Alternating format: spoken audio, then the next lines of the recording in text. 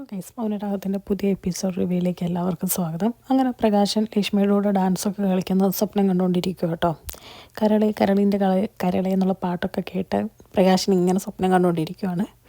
അങ്ങനെ പ്രകാശൻ ഭയങ്കര സന്തോഷിച്ച് ചിരിച്ച് കളിച്ചിങ്ങനെ സ്വപ്നം കണ്ട് പ്രകാശിൻ്റെ അമ്മ അങ്ങ് വരും കേട്ടോ. എന്നിട്ട് ചോദിക്കുക, എടാ പ്രകാശ, നീ സ്വപ്നം കാണുമായിരുന്നു എന്ന് ചോദിക്കുമ്പോഴേക്കും പ്രകാശൻ ചിരിച്ചുകൊണ്ട് പറയാം, സ്വപ്നമോ? ഞാനോ? ഇല്ല അമ്മയെന്ന് പറയാം. അപ്പോൾ പ്രകാശിൻ്റെ അമ്മ പറയുന്നുണ്ട്, എടാ നിന്നെ പ്രസവിച്ച അമ്മയാണ് ഞാൻ, എനിക്ക് നിൻ്റെ മുഖം കണ്ടാൽ മനസ്സിലാവും, എന്ത് സ്വപ്നമാടാ നീ കണ്ടേന്ന് ചോദിക്കും കേട്ടോ. അപ്പോൾ പ്രകാശൻ പറയുന്നുണ്ട്, അമ്മ ഇനി ഒച്ചയും ബഹളമൊക്കെ വെച്ച് ആ വിക്രത്തെയും കൂടെ അറിയിക്കണ്ട എന്ന് പറയാം കേട്ടോ. അത് കഴിയുമ്പോഴത്തേക്കും പ്രകാശിൻ്റെ അമ്മ പറയാം, ഞാൻ ആരെയും അറിയിക്കുന്നില്ല, നിനക്ക് ചൂട് ചോറല്ലേ ഇഷ്ടം, ഞാനത് എടുത്തു വെച്ചിട്ടുണ്ട്, അത് ആറിപ്പോവണ്ട, അതിനു മുമ്പ് വന്ന് കഴിക്കാൻ നോക്ക് എന്ന് പറയാം കേട്ടോ. അത് കഴിയുമ്പോഴേക്കും ഭവാനിയമ്മ പറയുവാണ്, എടാ നീ ബാക്കിയുള്ള 2 മരുമക്കളെ ഒത്തിരി വേദനിപ്പിച്ചു, അങ്ങനെ എൻ്റെ ലക്ഷ്മി മോളെ വേദനിപ്പിച്ചേക്കരുത് എന്ന് പറയും കേട്ടോ. ഇതേക്കും പ്രകാശം ഞെട്ടിയിട്ട് വയ്ക്കുക, ഇപ്പം അമ്മ ഇങ്ങനെ പറയുകയാണോ? പെണ്ണുങ്ങളെ വെറുക്കാൻ എന്നെ പഠിപ്പിച്ചതാരാ? അമ്മ അപ്പൂപ്പനും കൂടെ, അതല്ലേ ഞാനങ്ങനെ ചെയ്തത് എന്ന് ചോദിക്കും കേട്ടോ. അപ്പോഴേക്കും പ്രകാശൻ അമ്മ പറയുന്നുണ്ട്, അതൊക്കെ പണ്ടത്തെ കാലം, അന്ന് പെണ്ണുങ്ങൾ ആണുങ്ങൾക്ക് താഴെയായിരുന്നു, പക്ഷെ ഇപ്പോൾ കാലം മാറിപ്പോയടാ പ്രകാശ, പെണ്ണുങ്ങൾ ആണുങ്ങൾക്ക് ഒരു പടി മുകളിലോ ഒപ്പമോ നിൽക്കുന്ന കാലമാണ് എന്ന് പറയും കേട്ടോ. ഇതൊക്കെ കേട്ടിട്ട് പ്രകാശം പറയുന്നുണ്ട്, അതും ശരിയാ, എനിക്കും ഒന്ന് മാറണമെന്ന് ആഗ്രഹമുണ്ട്, ഇനി മാറിയേ പറ്റുള്ളൂ, ലക്ഷ്മീനെ പൊന്നു പോലെ നോക്കണം എന്നൊക്കെ പറയുക കേട്ടോ. ഇത് കേൾക്കുമ്പോഴേക്കും ഭാനുമതി അമ്മയ്ക്ക് ഒരുപാട് സന്തോഷമാണ്. അവരും പറയുവാണ്, അങ്ങനെ തന്നെയാണ് വേണ്ടത്, ഇപ്പം തന്നെ കണ്ടില്ലേ നമ്മുടെ കാർത്തിക മോള് എന്തോരം കഴിവുണ്ടായിട്ടാ, അപ്പോൾ നീ എന്തായാലും അവളെയും അവളുടെ അമ്മേനെ നല്ലപോലെ നോക്കുക, നമ്മുടെ ജീവിതം അതോടുകൂടി തന്നെ രക്ഷപ്പെടും എന്ന് പറയും കേട്ടോ. അങ്ങനെ ഇരിക്കുന്ന സമയത്ത് പ്രകാശൻ ചോദിക്കുക, എങ്കിലും ലക്ഷ്മി എന്തായിരിക്കും അമ്മേ ഇതുവരെ കെട്ടാത്തതെന്നൊക്കെ ചോദിക്കുമ്പോഴേക്കും പ്രകാശൻ അമ്മ പറയുന്നുണ്ട്, അതിന് വേറെ കാരണമൊന്നും ഇല്ലടാ, നീ നല്ല ഒരു സുന്ദരക്കൂട്ടനാണല്ലോ, അത് മാത്രമല്ല എൻ്റെ മരുമോള് അവൾ നല്ല ആഠ്യത്വമുള്ള പെണ്ണാണ്, അവളങ്ങനെ അവളുടെ പുറകെ വരുന്നവരൊക്കെ പുറകെ നടക്കുന്ന ഒരു പെണ്ണുമല്ല, അതുകൊണ്ട് തന്നെ ഇതിങ്ങനെ പറയാം കേട്ടോ. ഇതൊക്കെ കേൾക്കുമ്പോൾ പ്രകാശന് ഒരുപാട് സന്തോഷമാവുകയാണ്. പിന്നെ കാണിക്കുന്നത് കിരണിനെയും കല്യാണിനെയാണ് കേട്ടോ. അവർ കുഞ്ഞിനെയും കൊണ്ട് സരയുവിൻ്റെ വീടിൻ്റെ ഫ്രണ്ടിലെത്തുവാണ്. എന്നിട്ട് കിരൺ പറയുന്നുണ്ട്, ഇതിൻ്റെ അവകാശികൾക്ക് തന്നെ ഇതിനെ തിരിച്ചു കൊടുത്തേക്കാം, ഒന്നുമില്ലെങ്കിലും അവൾക്കിതിനെ കാണാഞ്ഞിട്ട് ഭയങ്കര വിഷമമല്ലേ എന്ന് പറയും കേട്ടോ. അങ്ങനെ അവർ കുഞ്ഞിനെ കൊണ്ട് സരയുവിൻ്റെ വീടിൻ്റെ ഫ്രണ്ടിൽ വെക്കുവാണ്. അപ്പോഴേക്കും കിരണിനോട് കല്യാണി ചോദിക്കുന്നുണ്ട്, ഇതൊക്കെ CCTV കാണുകയല്ലേ എന്ന് ചോദിക്കുമ്പോഴേക്കും കിരൺ പറയുന്നുണ്ട്, കണ്ടാലും നമുക്കെന്താ കുഴപ്പം, നമ്മളല്ല കുഞ്ഞിനെ എടുത്തുകൊണ്ട് തിരിച്ചു കൊണ്ട് വെച്ച് നമ്മളതെന്ന് അറിഞ്ഞെന്നോർത്ത് ഒരു കുഴപ്പം ഉണ്ടാവാനും പോകുന്നില്ല എന്ന് പറയും കേട്ടോ. അങ്ങനെ അവർ കുഞ്ഞിനെ കൊണ്ടുവയ്ക്കുമ്പോഴേ കുഞ്ഞ് കരയുവാണ്. ഈ കരയെന്ന് വെച്ച് കേട്ട് പെട്ടെന്ന് ഉറക്കത്തിൽ നിന്ന് ചാടി എഴുന്നേൽക്കുവാണ് കേട്ടോ ശാരിയും രാഹുലും ഒക്കെ.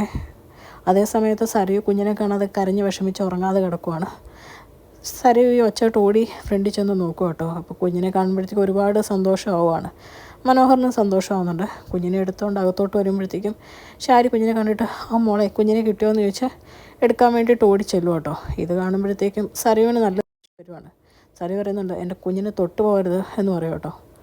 അപ്പോഴത്തേക്കും മനോഹറും പറയുന്നുണ്ട്, അത് നേരാ എന്ന് പറഞ്ഞിട്ട് ശാരിക്കെതിരെ കുറേ പറയുവാണ് കേട്ടോ മനോഹറും. എന്നിട്ട് പറയുന്നുണ്ട്, മോളും ഇവിടെ തനിച്ചാവോ പോവുമല്ലോ എന്ന് ഓർത്താ, അല്ലെങ്കിൽ ഞാൻ പണ്ടേ ഞാനിതിനെന്തെങ്കിലും തീരുമാനം എടുത്തേനെ, കുഞ്ഞിനെ ആരെ കൊണ്ട് തിരിച്ചു വെച്ചതെന്ന് ഇവർ ചോദിക്കുമ്പോഴത്തേക്കും മനോഹർ പറയാം, അതെടുത്തുകൊണ്ട് പോയവർക്കും കുഞ്ഞിനെ ഭിക്ഷക്കാരെ കൊടുത്തവർക്കും അറിയാമായിരിക്കുമല്ലോ എന്നിങ്ങനെ ചോദിക്കും കേട്ടോ. ഇതൊക്കെ കേൾക്കുമ്പോൾ രാഹുലിനും ശാരിക്കും നല്ല അടി കിട്ടുന്ന പോലെ ആവുകയാണ്. അതേ സമയത്ത് സരയു പറയുന്നുണ്ട്, അത് നേരെ മനുവേട്ടാ, ഒന്നും അറിയാത്ത പോലെ എന്നിട്ട് എൻ്റെ കുഞ്ഞിനെ ചോദിച്ചുകൊണ്ട് വന്നേക്കുക എന്ന് പറയാം കേട്ടോ. എന്നിട്ട് മനുവേട്ടൻ വാ നമുക്ക് പോകാമെന്നും പറഞ്ഞ് സരയു മനോഹറിനെയും കൂട്ടിക്കൊണ്ട് മുറിയിലോട്ട് പോവുക കേട്ടോ. അതേസമയം ശാരിയാണെങ്കിൽ രാഹുലിനെ കുറ്റപ്പെടുത്തുക. എന്നിട്ട് പറയുന്നുണ്ട്, കാശുണ്ടെന്ന് പറഞ്ഞിട്ട് മാത്രം കാര്യമില്ല, തലയ്ക്കകത്ത് എന്തെങ്കിലും ആൾതാമസവും വേണം, നിങ്ങൾ എന്ത് കാണിച്ചാലും അവസാനം ഇങ്ങനെയാണല്ലോ സംഭവിക്കുന്നത്, ഒരു 10 പൈസയുടെ ഗുണമില്ല, കാശ് അറിഞ്ഞിട്ട് കാര്യമില്ല, അതൊക്കെ ചെയ്യാൻ കഴിവുള്ള ആൾക്കാരെങ്കിലും ആയിരിക്കണം കൊണ്ടുവരുന്നതെന്ന് പറയും കേട്ടോ. ഇത് കേൾക്കുമ്പോൾ രാഹുൽ അടി കിട്ടിയ പോലെ നിൽക്കുവാണ്. അത് കഴിയുമ്പോൾ ശാരി പറയുന്നുണ്ട്, നിങ്ങൾ ഇനി കുഞ്ഞിനെ കളയാൻ വേണ്ടി ഒന്നും നോക്കണ്ട, അവൾ പറഞ്ഞത് കേട്ടില്ലേ, ആ കുഞ്ഞിന് എന്തെങ്കിലും പറ്റിയിരുന്നെങ്കിൽ അവൾ ആത്മഹത്യ ചെയ്തേനെന്ന്, ആ അവസ്ഥയിലോട്ട് നിങ്ങൾ കാര്യങ്ങൾ എത്തിക്കണ്ട, അവളെ കൂടെ പിടിച്ചു നിർത്തിയേക്കുന്ന അവനുണ്ടല്ലോ ആ മനോഹർ, അവനെ എന്തെങ്കിലും ചെയ്യാൻ പറ്റുമെങ്കിൽ ചെയ്യുക, അതിനാർക്കെങ്കിലും നിങ്ങൾ ഇച്ചിരി കാശ് കൊടുത്താലും വേണ്ടിയില്ല, ഏതെങ്കിലും കൊള്ളാവുന്ന ഒരുത്തവനെ കൊണ്ടുവരാമെങ്കിൽ നിങ്ങൾ കൊണ്ടുവരാൻ നോക്ക് എന്ന് പറയുക കേട്ടോ. ഇതൊക്കെ കഴിയുമ്പോഴത്തേക്കും കിരണും കല്യാണിയും പറയുകയാണ്, എന്തായാലും കുഞ്ഞിനോട് സ്നേഹമുണ്ട് എന്ന് പറയുക കേട്ടോ. എപ്പോഴും കിരൺ പറയുന്നുണ്ട്, സ്നേഹമുണ്ട്, പക്ഷേ ഇവൻ്റെ കുഞ്ഞാന്നറിയുമ്പോഴത്തേക്കും ആ സ്നേഹമൊക്കെ പോവുമെന്ന് എൻ്റെ സംശയം എന്ന് പറയും കേട്ടോ.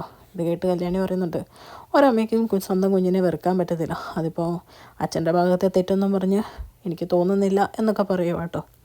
അത് കഴിയുമ്പോൾ മനോഹർ ഇരുന്ന് തള്ളുവാണ്, മോളിനേക്കാളും വിഷമമായിരുന്നു എനിക്ക് മോള് പറഞ്ഞ പോലെ ഞാൻ ചങ്കിലെ വേദനയെല്ലാം സഹിച്ചു പിടിച്ചാൽ നിന്ന്, കുഞ്ഞിന് എന്തെങ്കിലും പറ്റിയിരുന്നെങ്കിൽ ഞാനും എന്തെങ്കിലുമൊക്കെ ചെയ്തേനേയും എന്നിങ്ങനെ പറഞ്ഞ് തള്ളുക കേട്ടോ. ഇതൊക്കെ കേട്ട് രാഹുലും ശാരി അന്തം വിട്ടു പോവുകയാണ്. അങ്ങനെ ഇവർ സംസാരിക്കുന്നത് ഒളിഞ്ഞു നിന്ന് കേട്ടുകൊണ്ടിരിക്കും കേട്ടോ. ഇത് പെട്ടെന്ന് തിരിഞ്ഞ സരയെ കാണുവാണ്. എന്നിട്ട് സരയൊക്കെ എന്താ ആരവിടെ ഒളിഞ്ഞു നിൽക്കുന്നതെന്ന് ചോദിക്കും കേട്ടോ. അപ്പോഴേക്കും ശാരി ഒന്നുമില്ല എന്ന് പറയുവാണ്. അപ്പോഴേക്കും നല്ല ദേഷ്യം വന്നിട്ട് സര പറയണം, ഒളിഞ്ഞെന്ന് കേട്ടത് മതിയായില്ലേ, പോവാറായില്ലേ എന്നൊക്കെ ചോദിക്കും കേട്ടോ. അപ്പോഴത്തേക്കും പെട്ടെന്ന് നാണം കെട്ട് ശാരിയും രാഹുലും അവിടെ നിന്ന് അങ്ങ് പോവുക കേട്ടോ. അപ്പോഴത്തേക്കും മനോഹറിനോട് സരി പറയാം, നമുക്ക് എത്രയും പെട്ടെന്ന് ഇവിടുന്ന് പോകണം മനുവേട്ട എന്ന് പറയും കേട്ടോ. അത് കേൾക്കുമ്പോഴേ മനോഹർ പറയണം, അതാ മോളൂ ഞാനും ആലോചിച്ചുകൊണ്ടിരിക്കുന്നത്, എത്രയും പെട്ടെന്ന് പോവാം എന്ന് പറയും കേട്ടോ. അത് കഴിഞ്ഞ് രാഹുലും ശാരി ഇങ്ങനെ മുറി ഇരിക്കുന്ന സമയത്ത് കിരൺ വിളിക്കുവാണ്. അപ്പോഴേക്കും ശാരി ചോദിക്കുന്നുണ്ട് എന്തിനാന്ന് ചോദിക്കുമ്പോഴേക്കും രാഹുൽ ആർക്കറിയാം ഫോൺ എടുക്കട്ടെ എന്ന് പറഞ്ഞ് ഫോൺ എടുക്കുക കേട്ടോ. ഫോൺ എടുത്ത പാടെ രാഹുലിനോട് പറയുന്നുണ്ട്, ആ കുഞ്ഞ് എവിടെ പോയാലും തിരിച്ച് ആ കുഞ്ഞ് അവിടെ തന്നെ വരും, നിങ്ങൾ ആ കുഞ്ഞിനെ കൊണ്ടു കൊടുത്തതെന്ന് ഞങ്ങൾക്ക് 100% ഉറപ്പാന്ന് പറയും കേട്ടോ. അപ്പോൾ രാഹുൽ ഒന്നും അറിയാത്ത പോലെ കുറേ ആക്റ്റൊക്കെ ചെയ്യുന്നുണ്ട്. അപ്പോഴേക്കും കിരൺ പറയുന്നുണ്ട്, നിങ്ങൾ അഭിനയിക്കാൻ ഭയങ്കര മിടുക്കനാന്ന് ഞങ്ങൾക്ക് നന്നായിട്ടറിയാം എന്ന് പറയും കേട്ടോ. ഇതൊക്കെ കേൾക്കുമ്പോഴേക്കും ശാരി ആകെ ഞെട്ടിപ്പോവാണ്. അത് കഴിയുമ്പോഴേക്കും കിരൺ പറയുന്നുണ്ട്, ആ കുഞ്ഞിനെ കാണാനില്ലാന്ന് നിങ്ങൾ റിട്ടേൺ കംപ്ലയിൻറ്റ് പോലും കൊടുത്തില്ല, SIനെ വഴി കണ്ടപ്പോൾ ജസ്റ്റ് ഒന്ന് പറഞ്ഞതേ ഉള്ളൂ, അതിൽ നിന്ന് തന്നെ നിങ്ങളുടെ ആത്മാർത്ഥത മനസ്സിലാവുമല്ലോ എന്നിങ്ങനെ ചോദിക്കും കേട്ടോ. അത് കഴിയുമ്പോൾ പറയുവാണ്, നിങ്ങളത് ചെയ്തതെന്ന് 100% എനിക്ക് ഉറപ്പാന്ന് പറയുമ്പോഴേക്കും രാഹുൽ നീ ചുമ്മാ കാണാത്ത കാര്യം പറയരുതെന്ന് പറയും കേട്ടോ. അപ്പോഴേക്കും കല്യാണിയും ഫോൺ മേടിച്ചിട്ട് വയ്ക്കുകയാണ്, പ്രായം 19-25 ആയില്ലേ, ഇനി ഇതുപോലത്തെ പരിപാടികളൊക്കെ നിർത്തിക്കൂടെ, നിങ്ങളുടെ സ്വഭാവം വഷളായി ആണല്ലോ വരുന്നത് എന്നൊക്കെ ചോദിക്കുക. ഇതൊക്കെ കേട്ട് രാഹുൽ ഒന്നും മിണ്ടാതെ നാണം കെട്ട് നിൽക്കുക കേട്ടോ. അപ്പോൾ കിരൺ പറയുന്നുണ്ട്, കല്യാണി വരെ നിങ്ങളെപ്പറ്റി മനസ്സിലാക്കി കഴിഞ്ഞു, ഇനിയിപ്പം നിങ്ങൾ ആ കുഞ്ഞിനെ കൊണ്ട് കളയാൻ വേണ്ടി നോക്കണ്ട, നിങ്ങൾ എവിടെ കൊണ്ട് അതിനെ കളയാൻ നോക്കിയാലും ഞങ്ങളുടെ കണ്ണുകൾ അതിന് പുറകെ ഉണ്ടായിരിക്കും എന്നുള്ള ഓർമ്മ നിങ്ങൾക്ക് വേണം. ആ കുഞ്ഞവിടെ ഉണ്ടാവേണ്ടത് നിങ്ങളെക്കാളും ഞങ്ങൾക്കാണ് ആവശ്യം, നിങ്ങളുടെ മകൾക്കാണ് ആവശ്യം എന്ന് പറയും കേട്ടോ. അങ്ങനെ ഇവർ പറയുന്നത് കേട്ട് അന്തം വിട്ട് നിൽക്കുന്ന രാഹുലിനെ കാണിച്ചുകൊണ്ടാണ് കേട്ടോ ഇന്നത്തെ എപ്പിസോഡ് അവസാനിക്കുന്നത്.